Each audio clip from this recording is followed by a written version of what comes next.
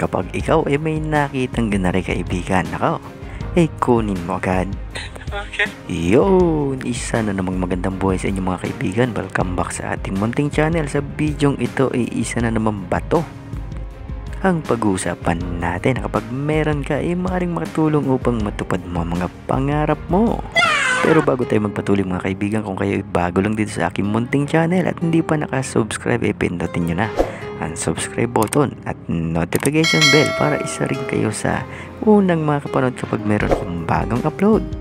So ayun na nga mga kaibigan, kayo ka ay mayroong wish o hiling na gusto ninyo magkatotoo. Nako, maglakad-lakad lang kayo sa mga dalampasigan o kung saan na maraming bato, at kapag kayo ay nakakita ng ganda ring bato, ay kunin ninyo. O ganda rin mga kaibigan, ganda rin klaseng bato, kahit ano ang laki niyan, kahit anong kulay, basta siya ay mayroong guhit na pabilog. O isang guhit lang yan na pabilog at walang putol. So iyan ay kunin ninyo. Iyan ang tinatawag na wishing stone. So kung mayroong wishing star, nako, meron din naman na wishing stone, at yan minsan sa mga dalampasigan.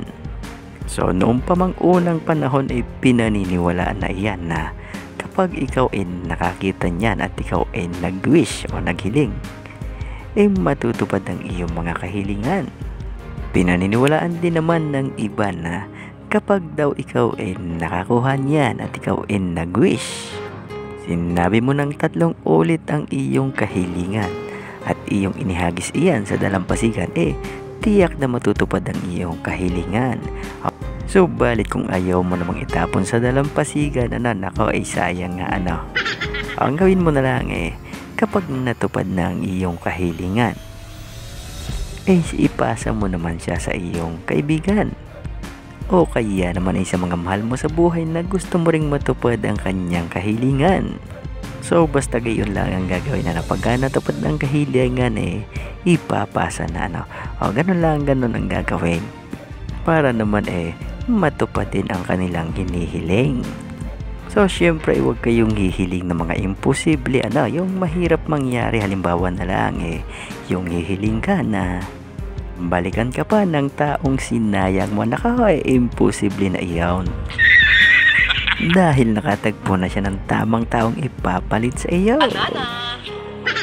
Ganon din naman kung magwi-wish kayo, samahan nyo ng trabaho. Halimbawa magwi-wish kayo na manalo kayo ng jackpot sa loto. Nako, samahan ninyo ng pagtaya. Kung kayo wish na manalo at hindi naman kayo tumataya, nako, imposibleng ikaw manalo. O kaya naman nagwi-wish ka na sana maging kayo ng crush mo. Nako, ligawan mo. Huwag kang torpe. Dahil kapag nag-wish ka at sinamahan mo ng trabaho, nako, iyan magkakatotoo. So bukod sa wish, samahan mo na rin ng santong dasalan. At kung hindi mo siya makuha sa santong dasalan, nako, sa santong paspasan.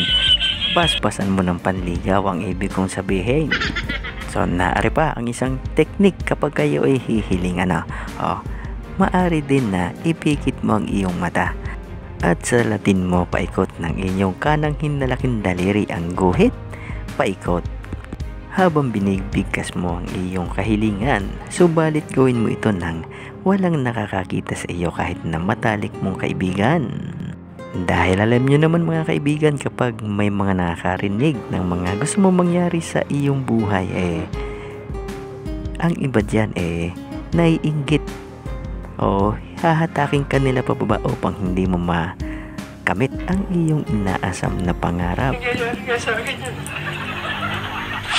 So magaling na kapag ikaw hihiling, kayo ang dalawa. Kaya lang ang dalawa ng bato ang nakakaalam, wala nang iba pa. So ayun ang bisa ng batong may guhit paikot o wishing stone, o kaya naman matatawag din iyan na batong lagpasan kapag kayo nakakuha. Yun, shoutout sa iyo Jan Alob at Trick Jersey. Hanggang sa muli, good luck, God bless, at ingat kayo palagi.